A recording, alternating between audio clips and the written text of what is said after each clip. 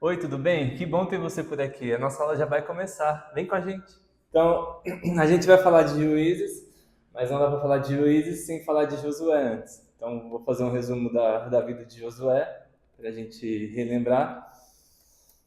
Josué, ele foi o principal auxiliador ali, ajudante de Moisés. Então, sempre que a gente vê Moisés precisando de ajuda ou precisando de algum auxílio, quem está lá? Josué. E ele foi o sucessor de Moisés. Então Moisés ele não pôde entrar na Terra Prometida e ele passou toda a autoridade que ele tinha para quem? Josué. Então a história de Josué ela está no livro no Pentateuco, que são os 5 primeiros livros, e mais efetiva no livro de Josué, que foi provavelmente foi ele mesmo que escreveu. E então, o livro de Josué, ele apresenta a conquista da Terra Prometida, ele apresenta a divisão, porque foi Josué que dividiu para cada tribo um pouco das terras. Também apresenta uma jornada além da conquista, mas também do povo de Israel que estava meio perdido, se voltando mais para Deus. Josué, quando ele foi chamado, assim como Moisés, ele também tinha 80 anos ou mais. E desde a morte de Moisés até a morte de Josué, não se passa muito tempo, se passam até só 24 anos. Então, tudo que Josué fez, que conta a história dele no livro, aconteceu em 24 anos. Se a gente for pensar, não é muito, pelo tanto de coisas que a gente vai ver que ele fez. E se a gente pudesse dividir o livro de Josué, a gente dividiria em 4 etapas. Então, é a entrada, o conhecimento, né, o reconhecimento da terra. Depois, as conquistas, porque Josué batalhou bastante para poder conquistar todo o território. E a gente vai ver mais pra frente que ele não conseguiu conquistar toda a terra prometida, todo Israel. A distribuição de tudo que ele conseguiu conquistar, foi ele que distribuiu. Então, ele já deixou meio pré-programado ali como que seria as próximas etapas, né? E no finalzinho ele se despede, conta a história dele, ele faz um resuminho ali da história dele. Então, antes da morte de Moisés, ele passou a autoridade para Josué, como a gente já falou. Ele colocou a mão na cabeça de Josué e a gente vai ver que Josué ele fez feitos parecidos com o de Moisés, semelhantes, né? E depois da morte de Moisés, quem avisa que Moisés morreu foi o próprio Deus. Avisa para Josué. E esse aviso, né, essa mensagem de Deus para Josué é uma das principais frases motivacionais que a gente escuta, né, que a gente lê na Bíblia e escuta em pregações, que é Josué 1:9. E por que Deus motiva Josué? Porque Moisés foi um dos principais líderes do povo hebreu. E a responsabilidade que ele tinha de guiar o povo, de conquistar, era uma responsabilidade muito grande, né? Porque o povo hebreu ali não era fácil, a gente vê na história de Moisés, desde a saída do Egito.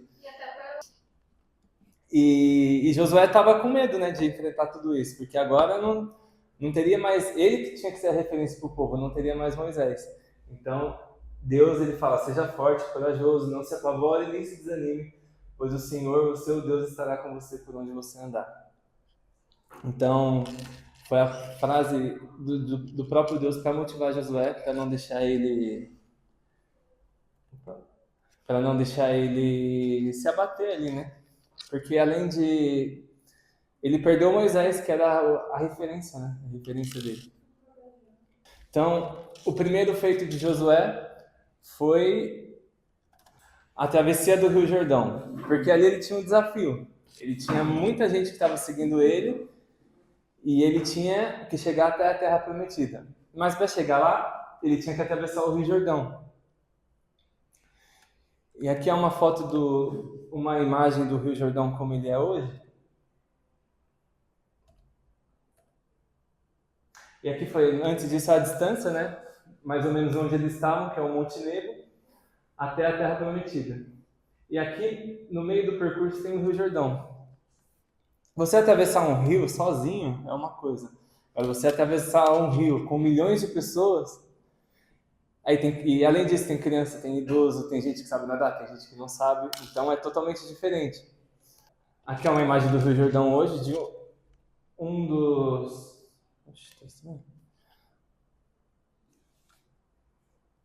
Uma das partes ali do Rio Jordão. E então o primeiro feito de Josué, o primeiro desafio foi atravessar esse rio. E a Bíblia conta como que aconteceu isso. Josué, ele mandou que o pessoal fosse com a Arca da Aliança, que eles estavam carregando. Então foram as pessoas que estavam carregando a arca, entraram primeiro, e assim que eles pisaram no rio, a água do rio parou. Então aí é o primeiro dos feitos, né, de Josué, que foi parecido com Moisés. E enquanto a arca estava presente dentro do rio, o rio não descia mais. Foi aí que o pessoal conseguiu atravessar com segurança. E a Bíblia conta que assim que a última pessoa saiu, a arca se retirou, mas Josué ele fez um altar. Ele pediu para retirar as pedras do fundo do rio e fez um memorial ali para lembrar o primeiro feito ali para agradecer ao Senhor e ele comemorar ali o primeiro feito. Então a gente parou ali quando Josué teve um encontro com o anjo, né?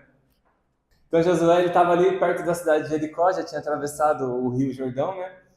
E quando ele olha para cima ele vê um soldado, literalmente uma pessoa que aparentava ser um soldado. E ele até se assusta que quando ele vê, ele fala: "Você é dos nossos ou é contra nós, né?" E essa conversa está lá em Josué capítulo 5, verso 13 ao verso 15.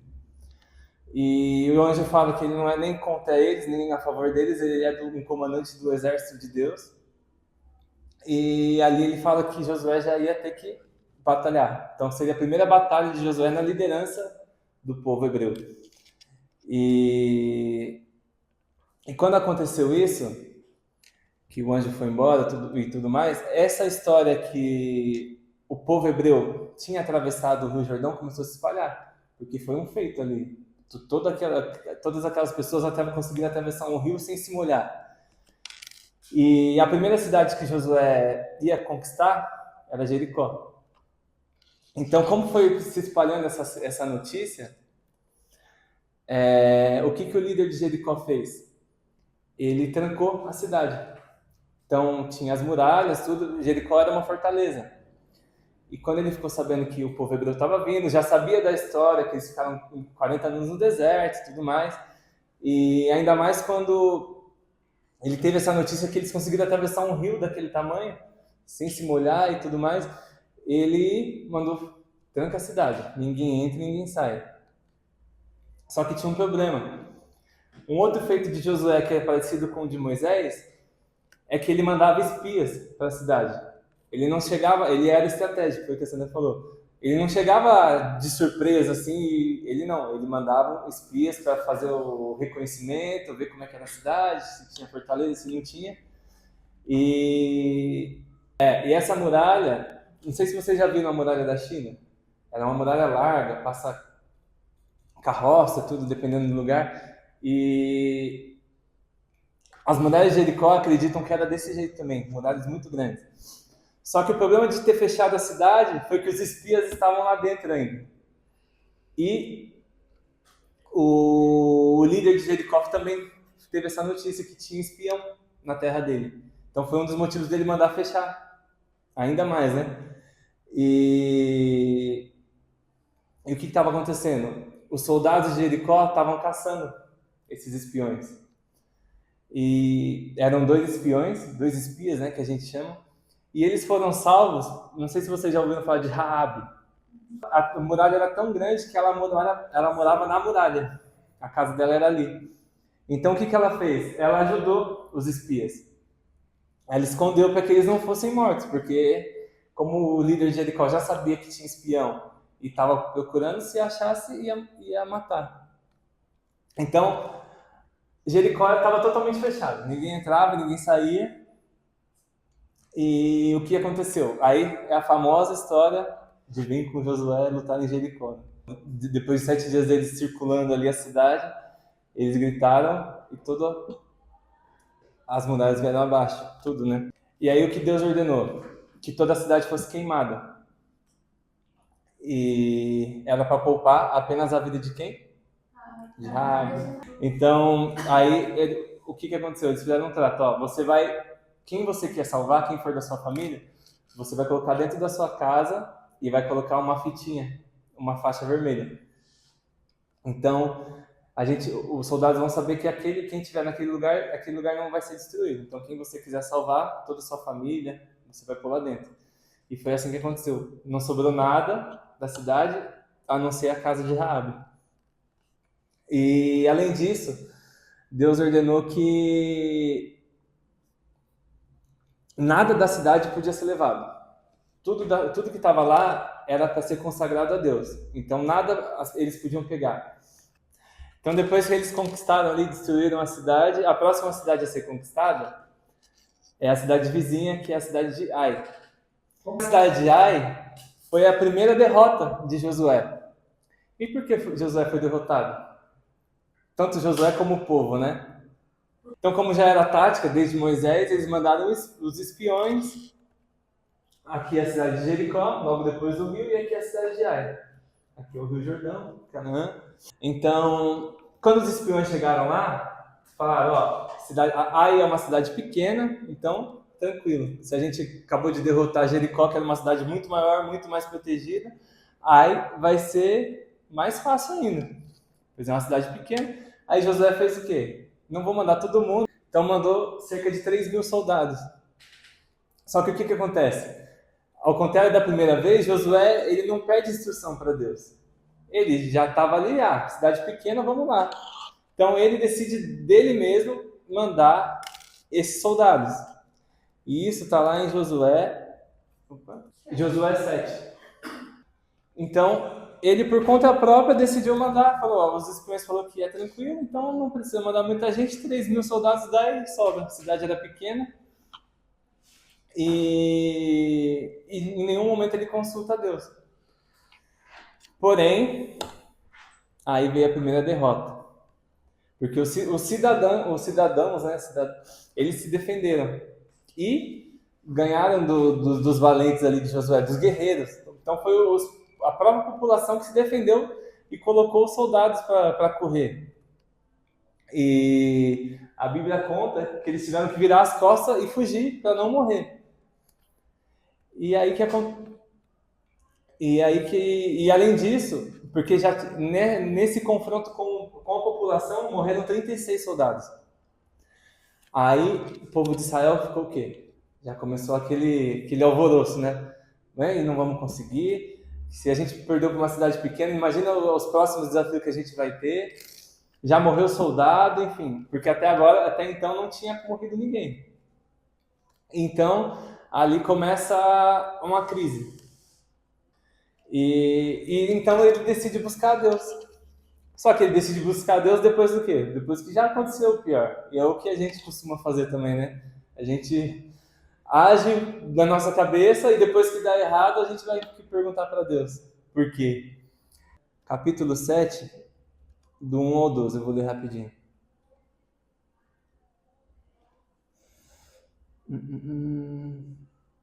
Eu vou ler só a parte. E além disso, ele tenta culpar a Deus. Então, deixa eu ler aqui, é o 7.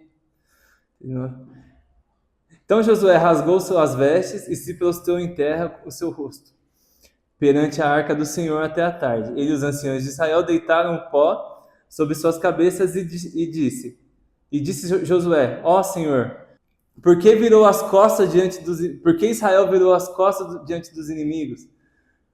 Por que nos entregaram nas mãos dos amorreus para que nos fizessem perecer?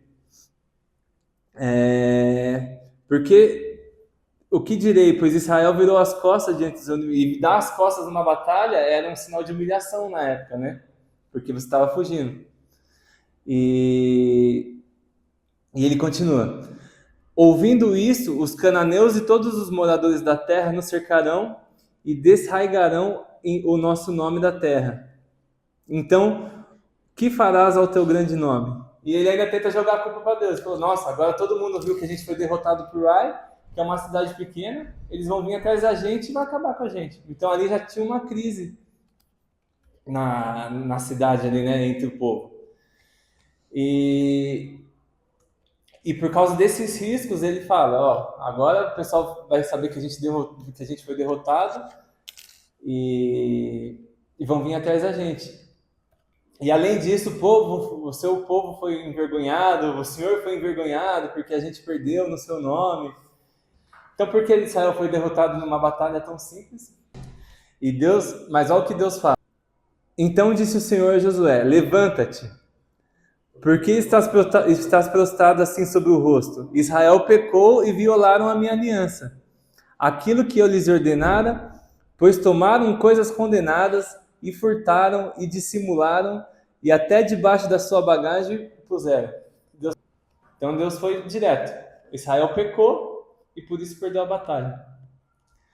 E na continuação do texto, Deus promete que eles iam continuar perdendo batalha enquanto o pecado estivesse ali no meio do povo. E qual pecado é esse? Está lá em Josué 17 a 19. Então ali está a ordem que Deus tinha falado, ó, vocês vão destruir tudo, menos a família da Raabe, não é para levar nada, porque tudo vai ser consagrado para mim, enfim. E aí Josué, ele fica irado. E o que ele faz? Ele convoca todo o povo, chama todo mundo, se reúne ali e para descobrir o que estava errado, o que tinha de pecado ali no meio. Então o que ele fez? Ele começou a vistoriar todas as tendas que tinha. Para quê? Para conseguir encontrar o anátema, que é a palavra que a gente vai... Alguém sabe o que é anátema? Em vez de destruir as coisas proibidas e entregar metais preciosos, o que aconteceu? Opa. Uma pessoa levou. E o que foi achado na tenda dele? Foi o que o pai falou. Foi achado uma capa babilônica, um pouco mais de 2 quilos de prata e 500 gramas de ouro. E eles encontraram isso na tenda de um dos soldados. Acã é o nome dele. Acã era da tribo de Judá. E na tenda dele foi encontrado isso daí que eu disse. Uma capa babilônica, 2 quilos de prata e meio quilo de ouro. E a consequência desse ato qual foi? Dessa desobediência? O que a gente viu? O que aconteceu? Eles perderam a guerra. E os soldados morreram. Exatamente. 36 homens estavam na conta de Acã. Por causa da desobediência. E além disso, além desses 36 homens que ele nem conhecia, ele condenou toda a família dele, todas as posses que ele tinha, foi destruído. E a família dele foi apedrejada. Então, o que a desobediência fez? Então, a Bíblia fala que isso é um anátema. E o que são anátemas? Vocês falam que é o quê? Maldição? Algo consagrado? Um objeto criado para um fim ruim. Um fim ruim? Anátema é uma palavra grega. E no grego tem essa característica de ser uma maldição. Mas no hebraico, que é a língua que era falada antes, é uma oferenda ou alguma coisa consagrada. Então, no Antigo Testamento, tudo que era anátema podia ser ou consagrado a Deus, ou consagrado como se fosse... Deixa eu dar um exemplo. Antigamente, anátema, ele não se referia a coisa ruim. Era alguma coisa que você separava para Deus, fazer um sacrifício, consagrar, mas para Deus. Para Deus. Tanto é que lá no verso 17 e 19, o que Deus fala? Lê para a gente de novo, 6, 17. Porém a cidade será anátema ao Senhor, e ela tudo quanto houver nela. Somente a prostituta Raabe viverá. Ela e todos que com ela estiveram em casa, porquanto com Deus mensageiros que enviamos. Então somente guardai-vos do anátema, para que não vos façais malditos ao tomar do anátema. E assim façais maldito o arraial de Israel e o perturbeis. Na tradução, lê a sua tradução. A minha está assim.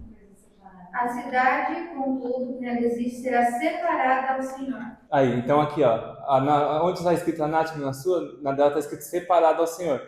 Então, anátema é alguma coisa que devia ser separado para Deus. Nesse caso, era separado para Deus como se fosse uma oferta, porque tudo ia ser destruído. Então, no hebraico, erem ou korban. Então, esses objetos, se você se apropriasse, era uma maldição para a sua vida. Então, nesse sentido, ia ser um anátema ruim, porque era para ser consagrado a Deus e você está usufruindo daquilo. E para Acã, quando ele pegou aquelas coisas, além de dinheiro, ele levou o objeto babilônico.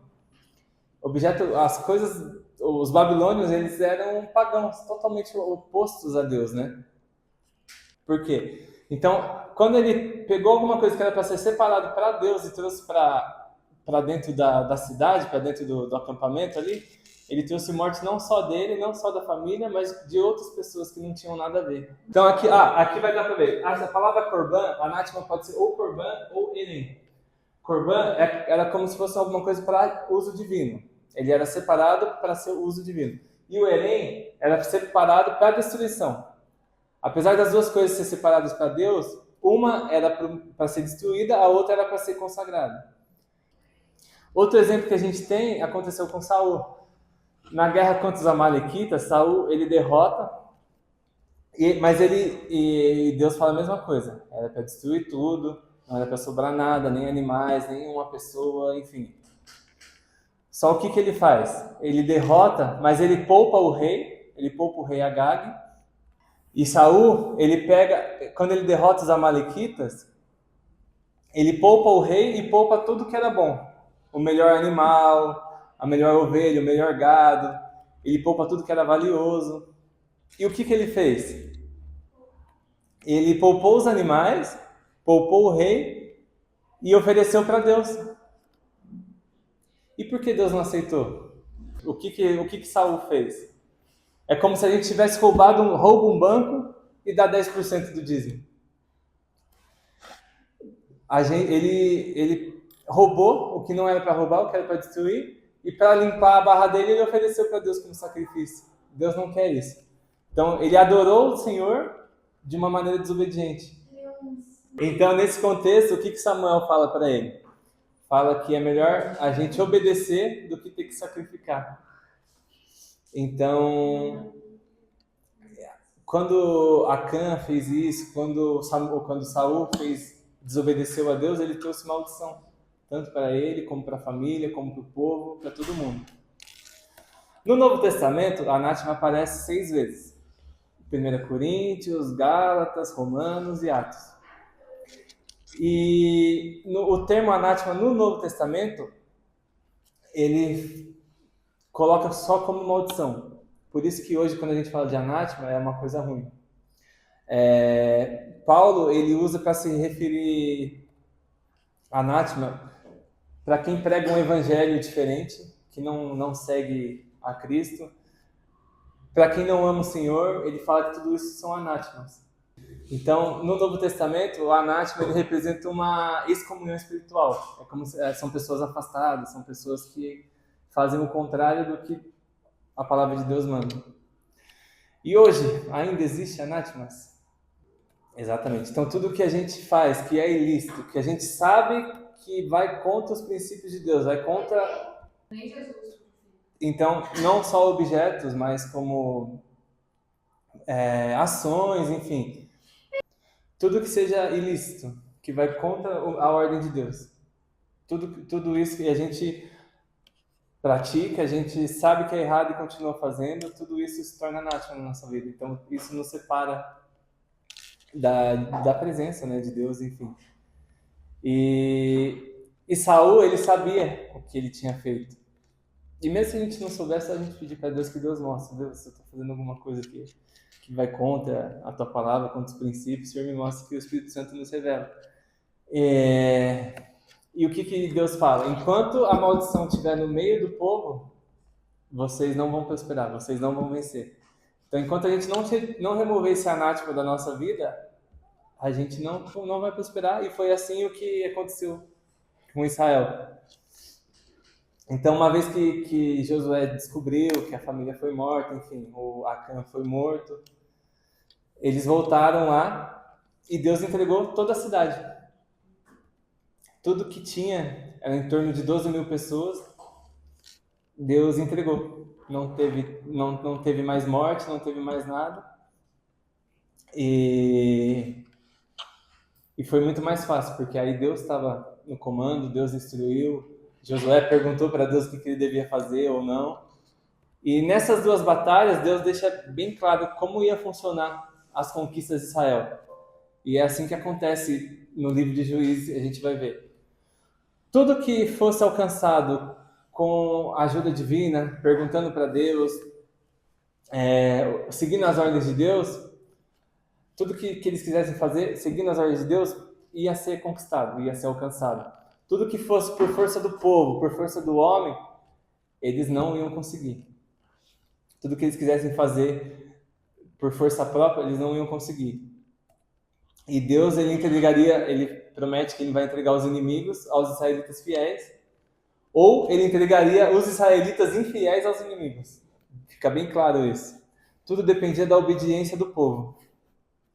E para terminar a história de Josué, ao todo ele conquista 31 cidades. Se a gente for pensar em 24 anos, é muita coisa que ele fez. Porém, a gente vai ver que a maioria das conquistas de Josué aconteceu em 7 anos. Foi muito rápido. E a cada conquista, o que Josué fazia? Ele dividia os despojos entre as tribos. Então, tudo que eles...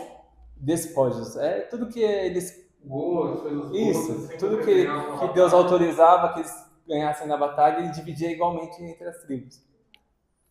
E aqui são os povos que viviam nas terras antes de Josué conquistar. Então, tinha filisteus, cananeus, aveus, heteus, jebuseus, tinham muitas tribos diferentes. Então, para a gente terminar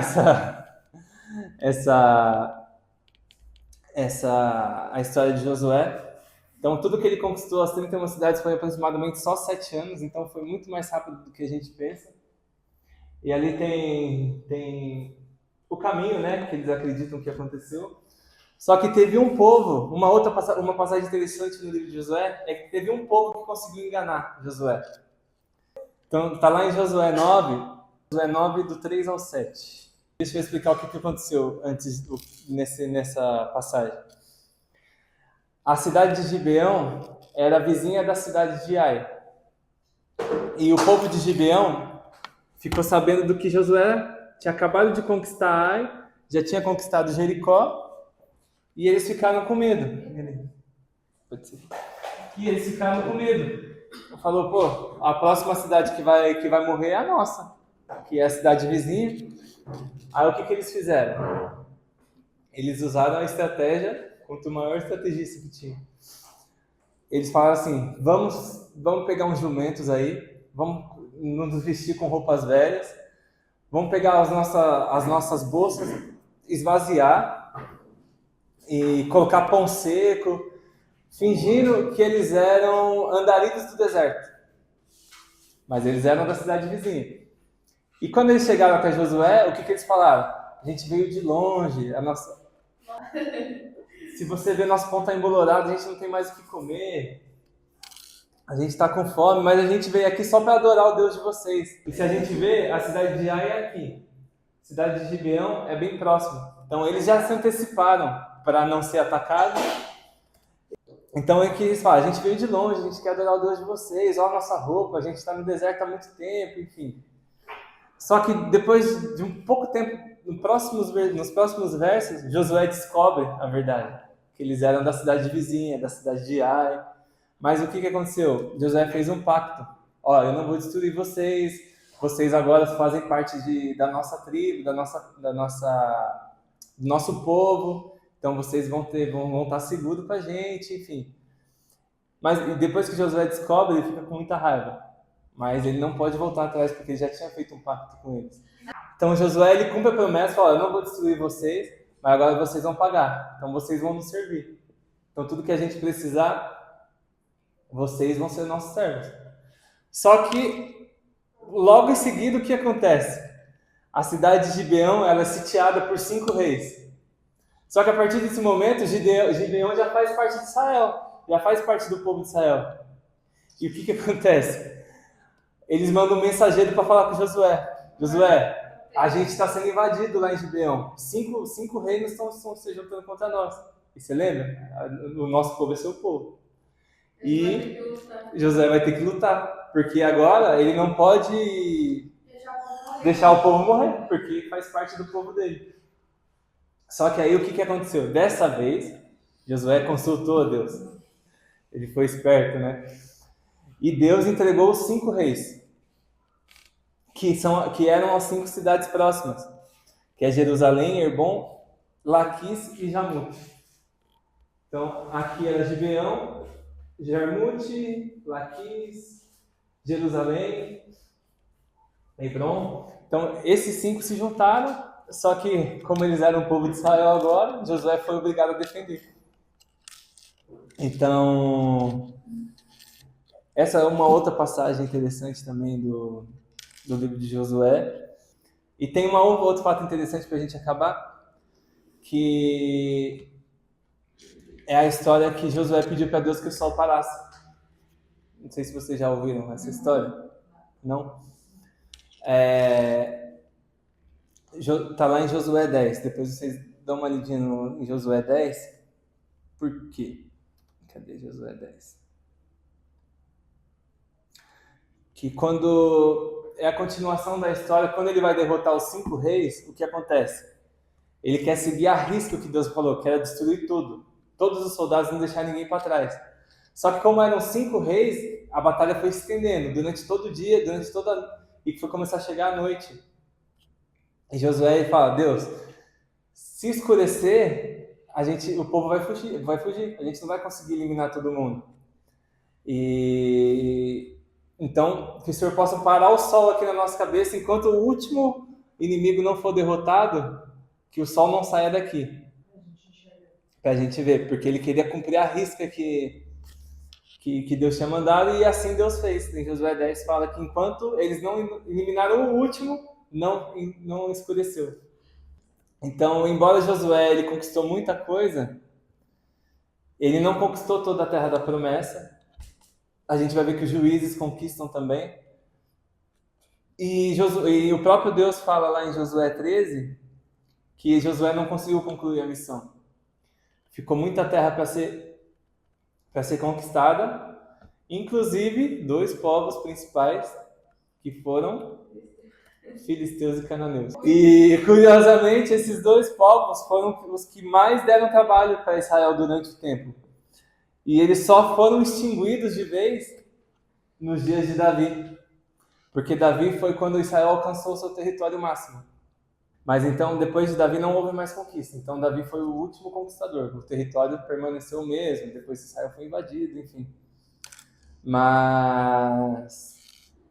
aí, depois do período da conquista, teve o período da distribuição. Eu vou mandar para vocês. Mas... Josué, ele era um ótimo guerreiro, ele se mostrou depois um administrador muito bom também, e é ele que reparte cada tribo, as terras, enfim. E além disso, isso aconteceu aproximadamente 1.300 anos antes de Cristo, e Josué ele foi uma das únicas pessoas que ele pôde ver o poder de Deus no Egito, passando pelo deserto e conquistando a terra prometida. E teve uma outra pessoa, quem que foi a outra pessoa? Josué e Caleb. Então foram os 2 que desde o Egito eles estavam lá junto com o povo, eles viram, né, toda essa transformação. E com a morte de Josué, o povo começa a perguntar, quem que vai ser nosso líder agora? Porque Josué não nomeou ninguém. E a própria livro de Josué relata que o povo critica Josué por não ter deixado ninguém. Fala que ele não foi igual a Moisés, porque Moisés deixou um sucessor e Josué não. E com a morte de Josué, o povo começa a se perguntar, e assim inicia o livro de Juízes, que é o que a gente vai ver nas próximas 2 quartas. Aproveita e já se inscreve no canal, curta esse vídeo e compartilhe com o máximo de pessoas. Vamos juntos espalhar a palavra de Deus.